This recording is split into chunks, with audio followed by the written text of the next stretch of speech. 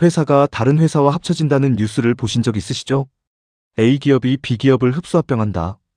그런데 이 합병이 그냥 되는 게 아닙니다. 상법에서 매우 엄격한 절차를 요구합니다. 왜 그럴까요? 합병은 주주와 채권자의 이해관계에 엄청난 영향을 미치기 때문입니다. 주주 입장에서는 내가 가진 회사의 가치가 바뀝니다. 채권자 입장에서는 내 돈을 빌려준 회사가 사라질 수 있습니다. 오늘 공인회계사가 상법 조문을 직접 짚어가며 흡수합병 절차를 처음부터 끝까지 완전히 정리해 드리겠습니다. 법을 모르면 억울하게 손해봅니다. 알고 나면 흡수합병 뉴스가 다르게 보이기 시작합니다. 먼저 흡수합병이 무엇인지부터 정확하게 알아야 합니다. 합병이란 2개 이상의 회사가 상법 절차에 따라 청산 절차 없이 합쳐지는 것을 말합니다. 흡수합병은 A회사가 B회사를 삼키는 방식입니다. A회사는 존속회사라고 합니다. B회사는 소멸회사라고 합니다. B회사는 해산하고 B회사의 모든 권리와 의무가 A회사에 포괄적으로 승계됩니다. 채무도 포함됩니다. 이것이 영업양수도와 다른 점입니다. 영업양수도는 계약으로 특정 자산만 이전하는 것입니다.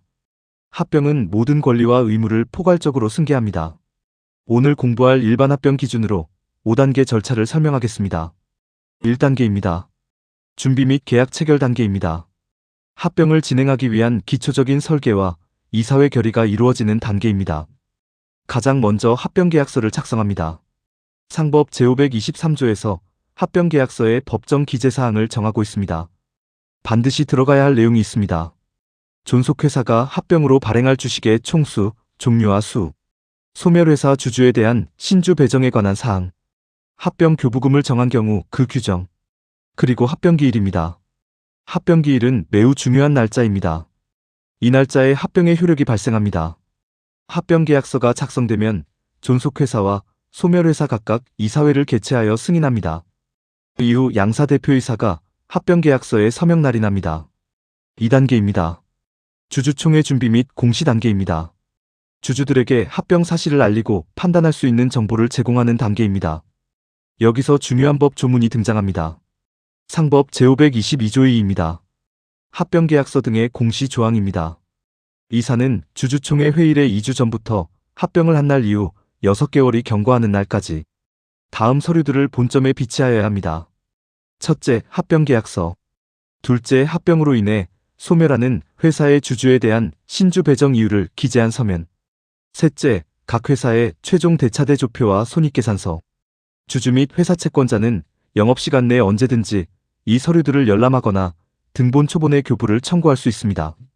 정당한 사유 없이 열람을 거부하면 500만 원 이하의 과태료가 부과됩니다. 같은 시기에 주주총회 소집 통지도 발송합니다. 상법 제363조 제1항에 따라 주주총회 회의일의 2주 전에 각 주주에게 서면 또는 전자문서로 통지를 발송해야 합니다. 그리고 합병계약의 요령을 이 통지에 기재해야 합니다. 3단계입니다. 주주 의사결정 및 반대주주 보호 단계입니다.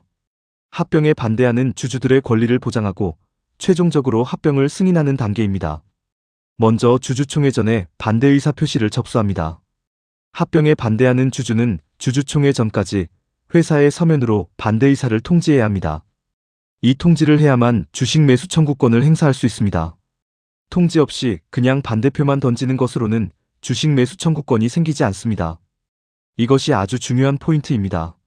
다음으로 주주총회에서 합병 승인 결의를 합니다. 상법 제522조 제1항에 따라 회사가 합병을 하면은 합병계약서를 작성하여 주주총회의 승인을 얻어야 합니다. 이는 특별결의 사항입니다. 상법 제434조를 준용합니다. 특별결의 요건은 이렇습니다. 출석한 주주 의결권의 3분의 2 이상의 수, 그리고 동시에 발행 주식 총수의 3분의 1 이상의 수, 이 두 가지를 모두 충족해야 합니다. 존속회사와 소멸회사 양사 각각 주주총회를 열어 승인해야 합니다. 주주총회 결의가 완료되면 주식 매수 청구권 행사 기간이 시작됩니다. 상법 제522조의 3 제1항에 따라 합병에 반대한 주주는 주주총회 결의일로부터 20일 이내에 주식의 종류와 수를 기재한 서면으로 회사의 주식 매수를 청구할 수 있습니다. 여기서 기산점이 중요합니다. 주총 후가 아니라 주총 결의일로부터 20일입니다. 결의가 없으면 기간이 시작되지 않습니다. 회사는 청구를 받은 날로부터 2개월 이내에 주식을 매수해야 합니다. 주식 매수 가격은 주주와 회사가 협의해서 결정합니다. 협의가 되지 않으면 법원이 정합니다. 합병 반대 주주 입장에서는 합병이 마음에 안 들면 주식을 팔고 나갈 수 있는 출구가 보장되는 것입니다. 4단계입니다. 채권자 보호 및 합병 완료 단계입니다. 회사의 채무 상태가 변동되므로 채권자들에게 이의를 제기할 기회를 주는 필수적인 단계입니다. 상법 제527조 2호 제1항에서 이렇게 규정하고 있습니다. 회사는 제522조의 주주총회에 승인 결의가 있은 날부터 2주 내에 채권자에 대하여 합병에 이의가 있으면 1개월 이상의 기간 내에 이를 제출할 것을 공고하고, 알고 있는 채권자에 대하여는 따로따로 이를 최고하여야 한다. 여기서 2가지 핵심 포인트가 있습니다. 첫째, 주총 승인 결의일로부터 2주 이내에 공고를 해야 합니다. 이 기간을 넘기면 안 됩니다. 둘째, 알고 있는 채권자에게는 공고와 별도로 개별 최고를 해야 합니다. 공고만으로는 부족합니다.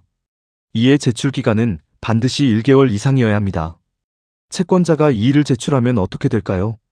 회사는 3가지 중 하나를 해야 합니다. 첫째, 채권자에게 변제합니다. 둘째, 상당한 담보를 제공합니다. 셋째, 이를 목적으로 상당한 재산을 신탁회사에 신탁합니다. 이의를 제출하지 않은 채권자는 합병을 승인한 것으로 봅니다.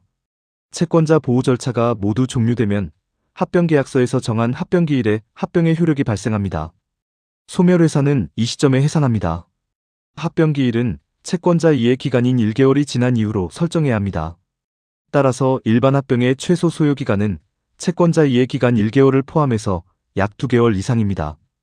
5단계입니다. 보고 및 등기 단계입니다. 합병이 성공적으로 완료됐음을 주주에게 보고하고 법적으로 확정짓는 마무리 단계입니다.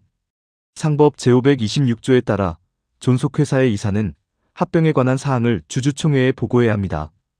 일반적으로 이사회의 공고로 이를 가름할 수 있습니다. 이후 합병 등기를 진행합니다. 상법 제528조에 따라 보고 완료 후 2주 이내에 등기를 마쳐야 합니다. 존속회사는 변경 등기를 합니다. 소멸회사는 해산 등기를 합니다. 등기는 본점 소재지 관할 법원에 진행합니다. 이 등기를 마쳐야 합병의 법적 효력이 대외적으로 완성됩니다. 등기 전에는 제3자에게 합병을 주장하기 어렵습니다.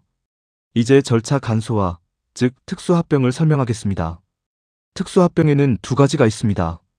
간이합병과 소규모 합병입니다. 먼저 간이합병입니다. 소멸회사를 기준으로 하는 제도입니다. 상법 제527조 2 제1항입니다. 2가지 요건 중 하나를 충족하면 됩니다. 첫째, 존속회사가 소멸회사 발행주식 총수의 90% 이상을 소유하고 있는 경우. 둘째, 소멸회사 주주전원의 동의가 있는 경우. 이때 소멸회사의 주주총회 승인을 이사회 승인으로 가름할 수 있습니다.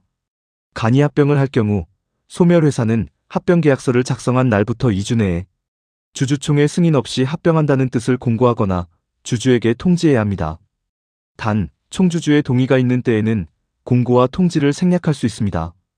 간이합병에서도 채권자 보호 절차와 반대주주의 주식 매수 청구권은 여전히 적용됩니다.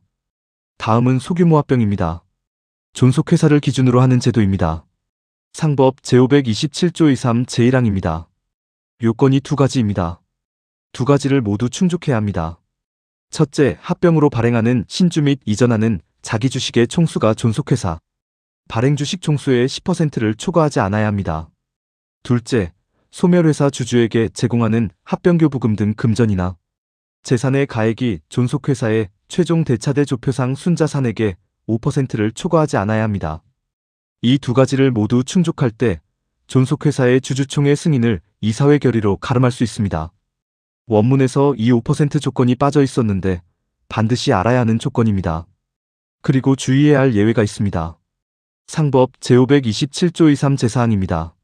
존속회사의 발행주식 총수의 20% 이상에 해당하는 주식을 소유한 주주들이 반대하면 소규모 합병을 진행할 수 없습니다. 그리고 소규모 합병에서는 반대주주의 주식 매수 청구권이 인정되지 않습니다. 상법 제527조 23 제5항입니다.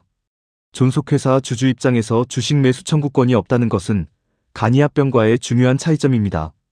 오늘 배운 핵심을 다시 정리하겠습니다. 5가지입니다. 첫째, 합병계약서는 주총 2주 전부터 본점에 비치해야 합니다. 상법 제522조의입니다. 둘째, 합병 승인은 특별결의입니다. 출석 의결권 3분의 2 이상, 발행 주식 총수 3분의 1 이상 동시 충족. 셋째, 반대 주주는 주총 전에 반드시 서면으로 반대 의사를 통지해야 주식 매수 청구권이 생깁니다. 청구 기한은 주총 결의일로부터 20일 이내입니다. 넷째, 채권자의 공고는 주총 승인 결의일로부터 2주 이내에 해야 하고 이해 기간은 1개월 이상이어야 합니다. 상법 제527조 이유입니다. 다섯째, 소규모 합병 요건은 신주 10% 이하와 합병교부금, 순자산의 5% 이하 두 가지를 모두 충족해야 합니다. 소규모 합병에서는 존속회사 반대주주의 주식 매수 청구권이 없습니다. 합병은 기업에 일어나는 가장 큰 사건 중 하나입니다. 주주와 채권자 모두 이 절차를 정확하게 알고 있어야 자신의 권리를 지킬 수 있습니다. 숫자는 거짓말을 하지 않습니다. 법 조문도 거짓말을 하지 않습니다.